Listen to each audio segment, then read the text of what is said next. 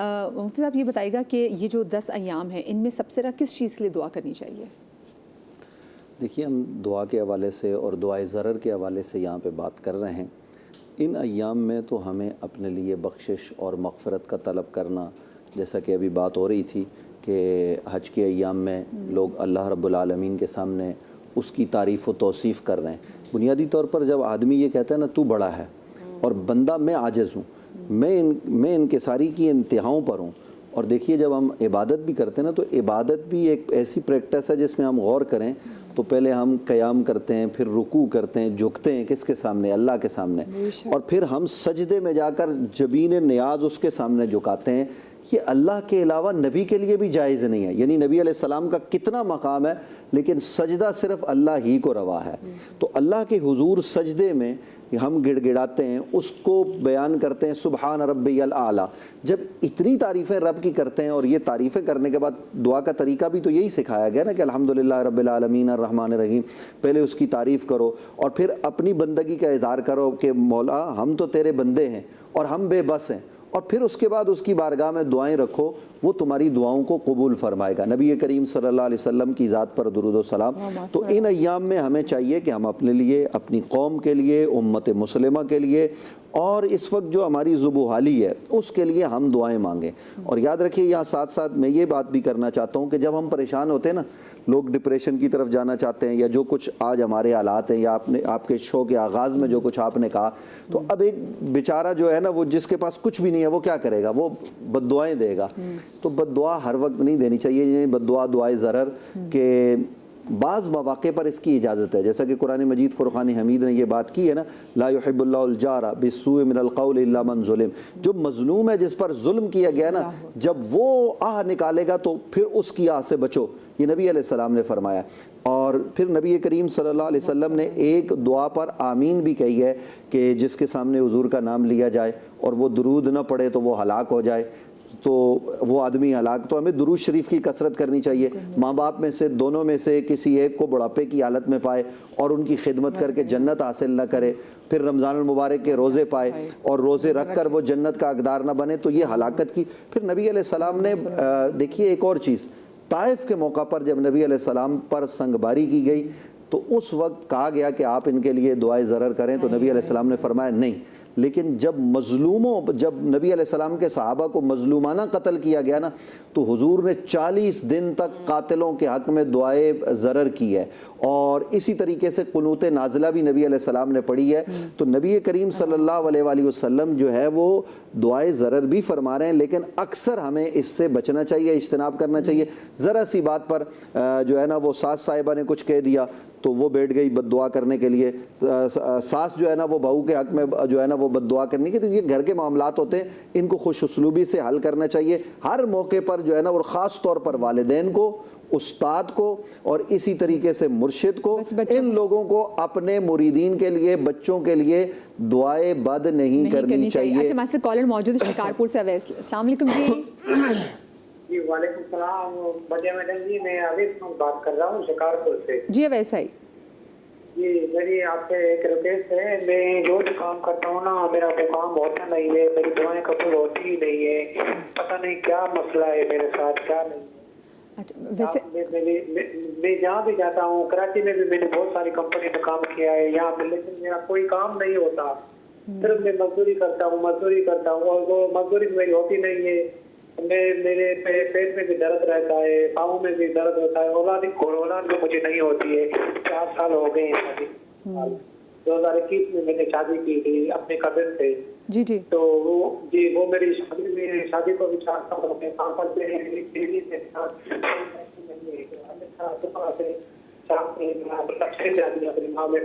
मुझे आप जरा अवैस में दोबारा बताइएगा मुझे हाँ, क्योंकि डिस्टॉर्शन बहुत ज़्यादा है, तो मुझे आवाज़ ज़रा आपकी सही सुनाई दे रही है, लेकिन मुझे इतना पता मेरे भाई आप बहुत परेशान हैं, क्योंकि जो भी आप काम करना चाहते हैं, जो मुझे समझ में आई, वो काम नहीं हो पा रहा होता, और आप यही परेशान है कि आपकी दुआ कबूल क्यों नहीं हो रही है। अलामा साहब, कुछ आप उनको कोई वजीफ़ा बताना चाहें जिससे मेरी भाई की हेल्प हो जाए? देखिए, जैसे मैंने कहा कि ये तो मुमकिन नहीं है कि दुआ हो और कबूल ना हो, है ना। नबियों की दुआ में 40 साल लग गए। हाँ, दुआ की कबूलियत में तो कोई रुकावट होती नहीं। हाँ, रुकावट कहाँ है? खुद इंसान खुद उसकी अपनी ज़ात रुकावट बनती है ऊपर। कि मांगने वाला मांग क्या रहा है, ठीक है ना। अगर हवाज शरिया है, ठीक है, तो हवाज शरिया के तकाज़े पूरे कर रहा है या नहीं कर रहा है। शरिया से क्या मुराद है? नहीं मतलब वो दुआएं कि जो जायज़ शरई तौर पे जायज़, जो सही तौर पर जायज़ है, ठीक है ना। अच्छा, मांगने वाला जो है वो जब मांग रहा है तो आया वो पहले आदाब मुकम्मल कर रहा है या नहीं कर रहा है। देखिए इसकी मिसाल ऐसे ही होती है कि एक बुलेट है, गोली है हमारे हाथ में, अगर गोली को हम हाथ की ताकत से फेंकेंगे ना, थोड़ा बहुत असर दिखाएगी, कुछ ज़्यादा नुकसान नहीं पहुँचाएगी। गोली में ताकत वही है। वो गोली कहती है मेरे हाथ से इस्तेमाल मत करो, इसको पिस्टल में लोड करो, फिर चलाओ तो निशाने पे लगूंगी मैं, ठीक है ना। जैसे एक बुलेट के लिए पिस्टल ज़रूरी है तो दुआओं के लिए भी एक पिस्टल चाहिए, ठीक है ना। हम दुआएं तो मांगते हैं बगैर पिस्टल के। लोगों की नफ्सियात को समझते हुए ना अब तशद्दुद पर ठीक है, दुआओं की पिस्टल क्या है जी, वह है नमाज, ठीक है। नमाज की पाबंदी, खुदा की बंदगी। अगर नमाज की पाबंदी, खुदा की बंदगी होगी, फिर दुआएं मांगी जाएंगी तो जाकर निशाने पर लगेगी खुदा की बारगाह में। और जैसे कि डॉक्टर साहब ने कहा था कि देखिए बाज़ औक़ात ये होता है कि हम समझते हैं कि शायद हमारी दुआ कबूल नहीं हो रही। जायज़ भी है, मुबाह भी है, हलाल भी है, शरई भी है, ये तो हम समझ रहे हैं ना पूरी नहीं हो रही, पूरी हो चुकी है, नतीजा कब मिलने वाला है जो खुदा बेहतर जानता है। इसलिए हमें आदाब दुआ में सबसे पहले तो बात ये होती है कि मैं कहता हूँ मैं ये चाहता हूँ, मैं ये चाहता हूँ, नहीं ये आदाब दुआ है ही नहीं। ऐ परवरदिगार आलम, मेरे हालात ऐसे हैं, ये मामलात हैं, तू बेहतर जानता है मेरे लिए कि क्या मेरे लिए होना चाहिए, तो तू मेरे हक़ में बेहतर कर दे। जब अपने मामलात को खुदा की ज़ात पर मुनहसर कर देंगे तो खुदावंद आलम अपने बंदे के लिए बेहतर ही चाहता है, ठीक है। बेशक। तो इनके जो मामलात हैं, पहले अपने मामलात को देखें कि आया। देखिए सबसे बड़ी बात क्या है, जैसे भी हम वक्फ़े में बात हो रही थी, जो सबसे अहम तरीन वक्त है, ठीक है ना, अक्सर घरों में ये होता है, जो वक्त है दुआ का, रिस्क मिलने का, वो हम सो रहे होते सुकून के साथ। जो एक ऑफिशियल वक्त था खुदा की तरफ से रिस्क की तकसीम का, ठीक है, हम किसी इदारे में जाते तनख्वाह लेने के लिए, टाइम होता है ना एक जगह के, अब टाइम पे चले गए तो मिल जाएगी, नहीं मिलेगा अगले दिन आइए, पैसे कट जाएंगे। तो जो वक्त है सुबह में रिस्क तकसीम का, उस वक्त हम सो रहे पड़े हुए। तो आगाज़ ही हमने, और जो वक्त जब खाता बंद हो गया कि आज का जो देना था, जो बेदार हो गया मिल गया हमने, ये खुद तो खुदावंद रहमान और रहीम है कि वो गुजरने के बाद ही फिर भी दिन में दे देता है हम जैसे गुनाहगारों को। ये उसको लुत्फ़ करम है, वरना हक़ नहीं बनता कि फिर हमारे लिए कुछ मिले। इसलिए उसने कहा कि मैं खालिक हूँ, मैं अपनी खालिकियत को नहीं भूल सकता। ऐ मेरे मखलूक, तू मखलूक होने को भूल जाता है, मैं हर लम्हे तुझसे आगाह हूँ, तुझसे वाकिफ़ हूँ। तो सबसे पहली बात तो ये है कि हर आदमी को चाहिए कि कम अज़ कम अव्वल तो कोई नमाज क़ज़ा नहीं होनी चाहिए। सबसे बेहतरीन दुआओं की कबूलियत का, आमाल की कबूलियत का, आयतुल्लाह शेख मोहम्मद तकी बहजत से किसी ने पूछा कि आगा ये बताइए कि आपसे ऐसे कमालात कैसे ज़ाहिर होते हैं, हमें कोई वजीफ़ा बताइए कि ऐसे कमालात हमें ज़ाहिर होने लगे। अल्लाह ताला ने ये इरफान की मंजिल में देखा था कि कोई बंदा आता था ना तो वो इंसान के अंदर झांक लिया करते थे, ठीक है। तो क्या हसीन जवाब दिया था उन्होंने, कहा देखो अपने आमाल की कबूलियत के लिए चाहते हो ना करामत तुम्हारे अंदर पै जाओ, कुछ करने की ज़रूरत नहीं है, फ़कत एक काम कर लो कि फ़र्ज़ नमाज को अव्वल वक्त में पढ़ने की आदत बना लो। तुम्हारा ये एक ही अमल तुम्हारे बहुत सारे मसाइल का हल है, दवा है तुम्हारे लिए, चाहे वो रिस्क के मसाइल हों, चाहे वो सेहत के मसाइल हों। तो मुश्किल ये कि हम नफ्सियाती मसाइल हों, जी नफ्सियाती मसाइल हम इन चीज़ों को भूल जाते हैं। और फिर वही वाली बात जैसे मैंने कहा कि बगैर क्या कहते हैं बंदूक के, बगैर उसके हम गोली चलाने की कोशिश कर रहे हैं, वो लग गई नहीं लगी। अच्छा इमरान साहब ये बताइएगा कि बहुत सारे लोग जब हम सिग्नल्स पे भी जाते हैं तो आजकल आपने देखा ना कि ये तो पूरा एक बिजनेस बन चुका है। लोग मांगने वाले खड़े होते हैं, अगर आपने उनको ना पैसे दिए तो वो आपको बद्दुआ देते हैं, और फिर आप बहुत से लोग जो गिल्ट में शिकार भी हो जाते हैं, फिर डर भी जाते हैं कि कहीं ऐसा तो नहीं कि इन लोगों की बद्दुआ लग जाए। तो क्या वाकई ऐसे लोग हैं जो लोग आपसे सिग्नल्स वगैरह पे मांग रहे होते हैं, वो आपसे मांगे और आप उनको ना दे तो उनकी बद्दुआ लग जाती है? हाँ देखिए, वो इस तरह की जो गलत टाइप की बद्दुआएँ देते हैं उनकी बद्दुआ नहीं लगती, लेकिन किसी को दिल आज़ारी करना वो मना है। वम्मा साइला फला तनहर, अगर इंसान को नहीं देना तो वो सुकूत इख्तियार कर ले, प्यार मोहब्बत से उसको मना कर दे, लेकिन दिल आज़ारी ना करे। तो दिल आज़ारी की वजह से अगर वो कि हमने उसको इंसल्ट कर दी, बदतमीज़ी कर दी, अब वो मांग रहा है, वो उसका अपना फ़ैल है। और प्रोफेशनल को तो बार बार कहते हैं कोई भी, उनको हमें डिस्करेज करना चाहिए, उनको नहीं देना चाहिए, लेकिन फिर भी प्रोफेशनल्स ही देखते हैं इमरान भाई। हाँ वही होते हैं जी हाँ। लेकिन इसमें आप ये देखें, ये भी बताइए, वो अम साइला फला तनहर के हुक्म में ये नहीं आते। ये जो साइल आपकी गाड़ी पे आके वो वाइपर लेके लगता है और आप उसको मना करते हैं और वो आपको बद्दुआएं देता है और फिर गाड़ी के ऊपर मारने लगता है। अब जाहिर सी बात है कि इंसानी फितरत का तकाजा, आप उसको दूर करेंगे तो जाहिर है उसको डांट के दूर करेंगे, उसको कहेंगे इंसान बन क्या कर रहा है, तो ये उसके हुक्म में नहीं आएगा। वह मसाइला फला तनहर। मकसद वही कह रहा हूँ कि बिहेवियर बड़ा डिपेंड करता है कि हमारा उस वक्त रिएक्शन तो उमूमन यही होता है कि बहुत शदीद गुस्सा आ रहा था कि सिग्नल खुल चुका, मैं जाना है, और अब वो आगे खड़ा हुआ है। बिल्कुल बिल्कुल। तो उनकी बद्दुआओं से बहरहाल, लेकिन फिर भी अपने तौर पे इंसान कोशिश करे कि बद्दुआ से बचने की कोशिश करे कि उनके उन अल्फाज में भी एक नहुसत तो होती है ना कहीं तो, लेकिन अपने तौर पे ऐसे लोगों की बद्दुआओं का असर अल्लाह ताला देखे, अल्लाह ताला हमारे हाल अहवाल को जानता है, इसलिए वो अल्लाह पाक ऐसी बद्दुआओं को कबूल नहीं करता।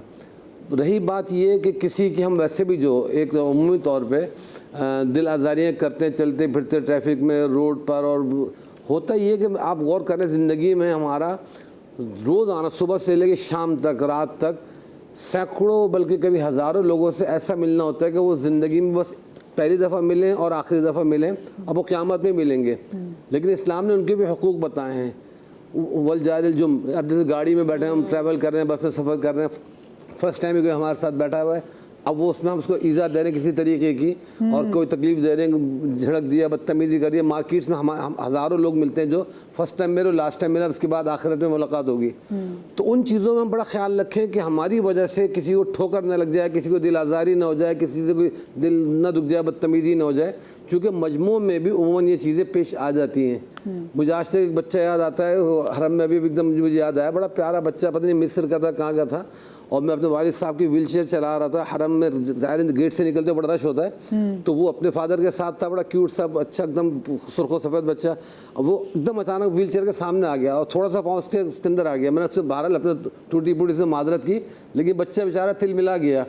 हरम में भी इस तरह की बहुत सारी सिचुएशन हो जाती है, किसी को ठोकर लग गई, किसी का नाखून टूट गया, किसी का कुछ हो गया, तो फ़ौरन इंसान को माफ़ी मांग लेनी चाहिए। और अगर खुद के साथ कुछ हुआ तो फ़ौरन माफ़ कर देना चाहिए, कि न जाने किसी का कोई दुखा हुआ दिल जो वो इस वक्त कब इंसान को कर दे।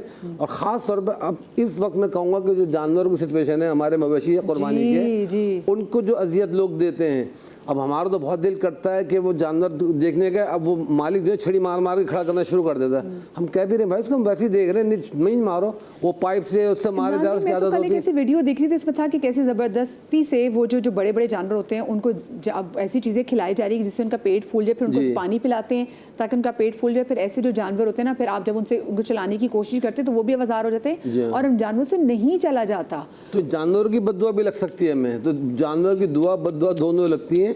तो इससे भी एहतियात करें कि जो नौजवान हमारे जानवरों को तंग कर रहे हैं या व्यापारी हैं बेचने के लिए, वो समझते तो हमारा अपना मवेशी है। ख़ास तौर पे मुझे जो सड़कों पे ये गधा गाड़ी वाले होते हैं, उनको देख के गधों पे इतना रहम आता है कि हमारे मुल्क में इंसान के कानून नहीं, तो जानवरों का तो क्या होगा। किस बेदर्दी से उनके ऊपर लदे हुए पूरा ख़ानदान बैठा हुआ जा रहा है और वो बेचारा धूप में चिलचिला रही, धूप में चलता जा रहा है। इन सब चीज़ों का आखिरत में जवाब होगा। अब जैसे आपने जानवरों की बात की, तो हम नॉर्मल अगर देखा जाए तो हमारे यहाँ बच्चों के अंदर ये कि अगर गली से कोई कुत्ता भी गुजर रहा ना, तो एक ये है कि आपने कुत्ते को फ़ौरन भगा दिया, आपने कुत्ते को पत्थर मार दिया, और बच्चे जो वही चीज़ें करते जो बच्चे देखते हुए आ रहे हैं। ना सिर्फ ये, बल्कि मैंने एक खातून की पिछले एक वीडियो देखी थी कि उसमें बिल्ली बेचारी थी और खातून अंदर एंटर हुई हैं, बज़ाहिर अच्छे ख़ानदान की लग रही हैं और बापर्दा भी हैं।